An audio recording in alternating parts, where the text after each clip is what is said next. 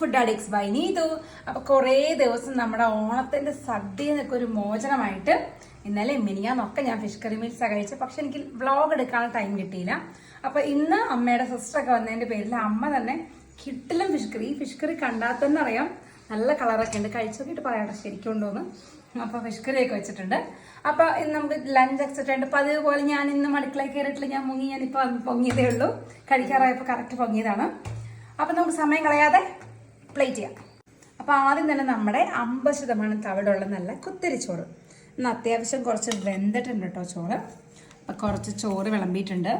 എനിക്കിന്ന് എന്താണെന്നറിയില്ല, പതിവില്ലാതെ ഭയങ്കര വിശപ്പ്. പിന്നെ ബീൻസ് തോരൻ. നമുക്ക് ആക്ച്വലി ഓണം ഉണ്ടായിരുന്നില്ല. അപ്പോൾ ഓണത്തിൻ്റെ ദിവസം അമ്മ ബീൻസ് തോരനാണ് വെച്ചത് കേട്ടോ. ഓണം സെലിബ്രേറ്റ് ചെയ്തില്ലായിരുന്നു. അന്ന് ഞാൻ അമ്മയുടെ അടുത്ത് പറഞ്ഞു ഭയങ്കര ടേസ്റ്റ് എനിക്ക് തോന്നുന്നു. അതുകൊണ്ട് വീണ്ടും ചിറ്റയും കൂടെ പറഞ്ഞ് ഇമ്പ്രസ് ചെയ്യാൻ വേണ്ടി ഉണ്ടാക്കി ചോറുണ്ട്. കറും കളയുണ്ടാവും. ഇത് മീനില്ലാത്ത മീൻ കറി എൻ്റെ അച്ഛൻ്റെ സ്പെഷ്യലാണ്. ഇതിൽ ഉരുളക്കിഴങ്ങാണ് ഇട്ടേക്കണേ. നമുക്കതും കുറച്ച് വിളമ്പെടുക്കാം.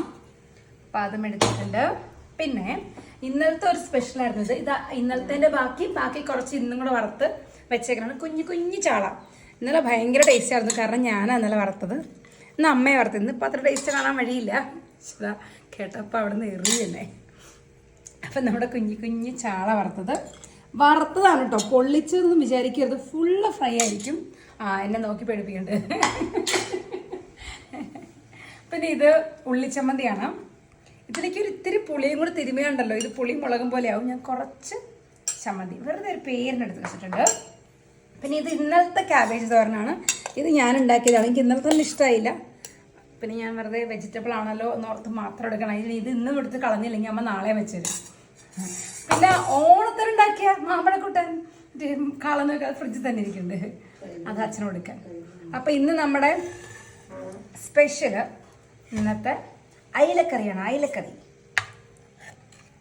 എന്നാ അയിലത്തല അളിയനും കൊടുക്കരുതെന്നൊക്കെ ഇല്ലേ. ഞാൻ തല തന്നെ എടുത്തു കേട്ടോ.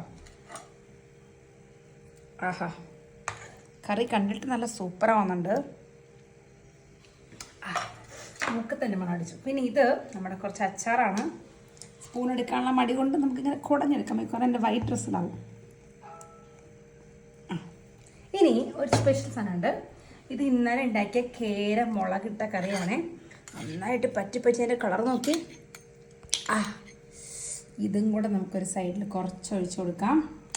അപ്പോൾ എൻ്റെ കറിയൊക്കെ സെറ്റായിട്ടുണ്ട്. നമുക്ക് പെട്ടെന്ന് ഊണാക്കിയിട്ട് നന്നായിട്ട് വെച്ചിട്ടുണ്ട്. തന്നെയല്ല, എൻ്റെ ക്യാമറയുടെ പുറകിൽ എല്ലാവരും വെയിറ്റിംഗ് ആണ്. ഞാൻ വ്ളോഗ് എടുത്ത് കഴിഞ്ഞിട്ടുണ്ടോ എല്ലാവർക്കും കഴിക്കാൻ. അപ്പോൾ കൊണ്ട് തുടങ്ങിയാലോ. പിന്നെ ഇന്നൊരു സ്പെഷ്യൽ കേട്ടോ. ഇന്ന് എൻ്റെ പാത്തുവിൻ്റെ ബർത്ത്ഡേ ആണ്. ഡേറ്റ് ഓഫ് ബർത്ത് ആണ്. അതുകൊണ്ട് ആരും ചോദിക്കരുത് എന്താ നോൺ വെജ് വെച്ചത്. നാളെ നമ്മൾ സദ്യ മാത്രമേ വയ്ക്കുള്ളൂ അല്ലേ പാത്തു.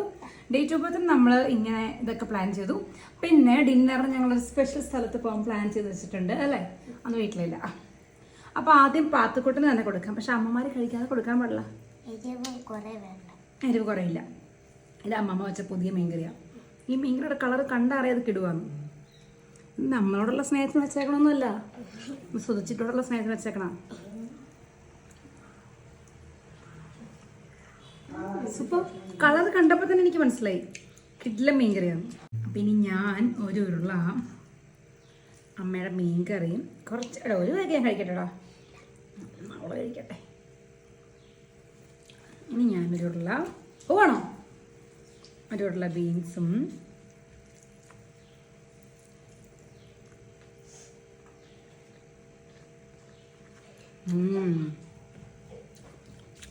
മീൻകറി പൊളി, അടിപൊളി. ഇനി എൻ്റെ കേരക്കറി.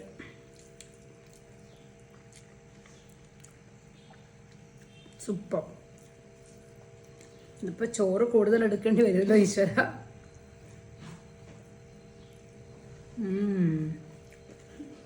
ചാണകം എടുത്തിട്ട്